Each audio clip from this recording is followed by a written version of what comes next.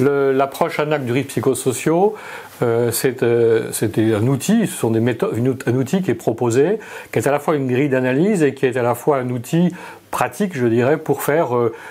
organiser le dialogue entre différents acteurs sur ce que sont les risques dans la structure considérée. Peut-être les différents modèles apportent des éléments de réflexion sur l'ensemble des situations, mais évidemment à chaque fois il faut contextualiser dans tel ou tel service public, dans tel ou tel établissement public. Eh bien l'approche,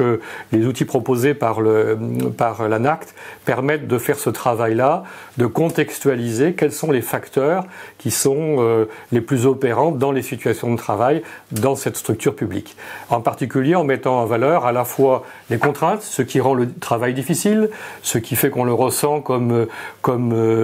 posant problème, comme créant des tensions, du conflit, du stress, mais aussi les facteurs de ressources, ce qui fait que le travail continue à fonctionner. Par exemple, on peut très bien avoir une charge de travail très importante, des difficultés dans nos relations au public, mais il y a un collectif de travail qui soutient, qui fait que entre collègues, on régule les différentes situations. Donc c'est très important, et le modèle de l'ANACT met en valeur à la fois ce qui pose problème, les contraintes, mais aussi ce qui aide à ce que le travail puisse se faire dans de meilleures conditions, et du coup regarder quelles sont les régulations, comment cela fonctionne.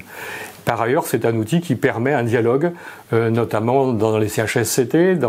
entre la direction, les différents responsables hiérarchiques, l'encadrement, les représentants du personnel, et ça permet de dialoguer concrètement sur ce qui fait contrainte et ressources dans la structure.